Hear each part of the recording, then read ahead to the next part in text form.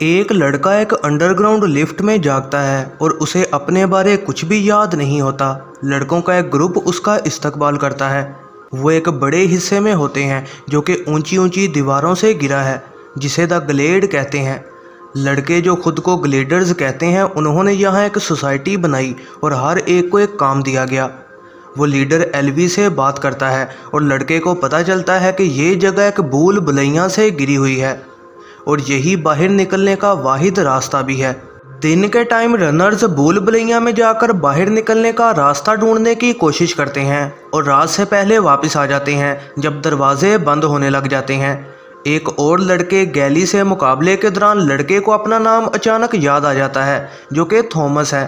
अगले दिन एक लड़का बेन उस पर हमला कर देता है, जिसे ग्रीवर ने डंग मारा है, जो कि भूल भुलैया के अंदर एक खतरनाक मॉन्स्टर है और रात में वहां घूमता है। बेन को भूल भुलैया में मरने के लिए छोड़ दिया जाता है क्योंकि उसका कोई भी इलाज नहीं है। एल्बी और मिनो लीड रनर हैं। अचानक दरवाजे बंद होने लग जाते हैं और वो दोनों मेज़ में ही होते हैं। एल्बी को डंग लग चुका होता है, वो टाइम पर मेज़ से बाहर नहीं निकल पाते। थॉमस उनकी मदद को अंदर घुस जाता है और वो तीनों वहीं फंस जाते हैं।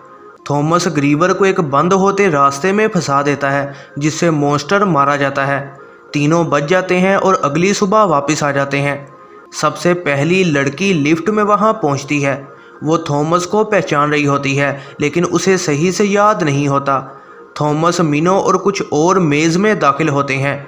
वो मॉन्स्टर की लाश को ढूंढ लेते हैं और उसमें से एक डिवाइस को निकाल लेते हैं। गैली कहता है कि थॉमस ने ग्रीवर्स और उनके दरमियान जंग छेड़ दी है और वो उसे सज़ा दिलवाना चाहता है, लेकिन न्यूट, जो कि ग्रुप का नया लीडर है, वो उसे एक रनर बना देता है। मिनो थॉमस को हाथ से बनाया गया मेज़ का मॉडल दिखाता है। मेज़ के सेक्शंस एक सीक्वेंस में खुलते और बंद होते हैं। थॉमस को एहसास होता है कि डिवाइस मेज़ के अंदर रास्तों पर ही बोलना शुरू करती है। टेरेसा के पास 2 इंजेक्शंस होते हैं जिसमें कोई अनजान मादा मौजूद होता है।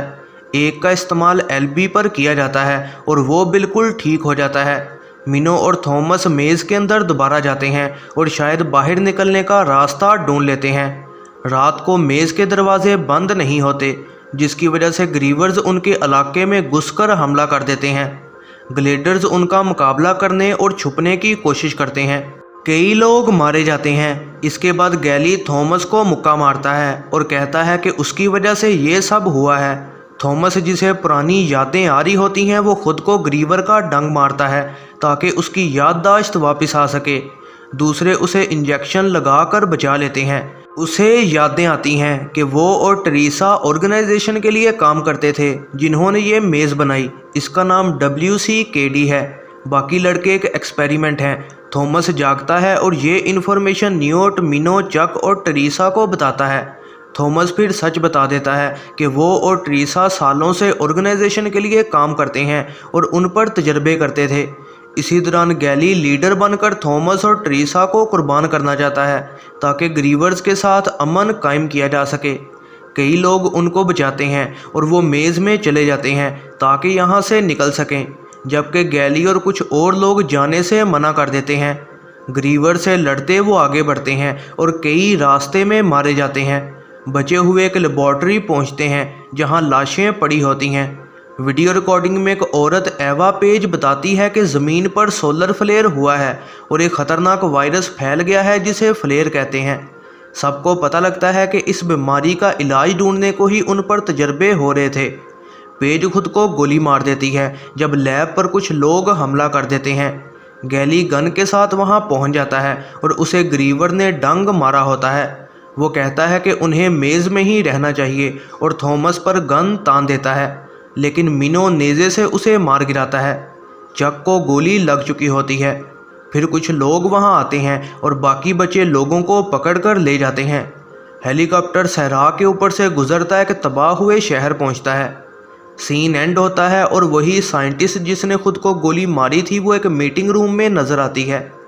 पेज कहती है कि तजर्बा कामयाब हुआ और बचे हुए अब फेज़ 2 में दाखिल हो रहे हैं।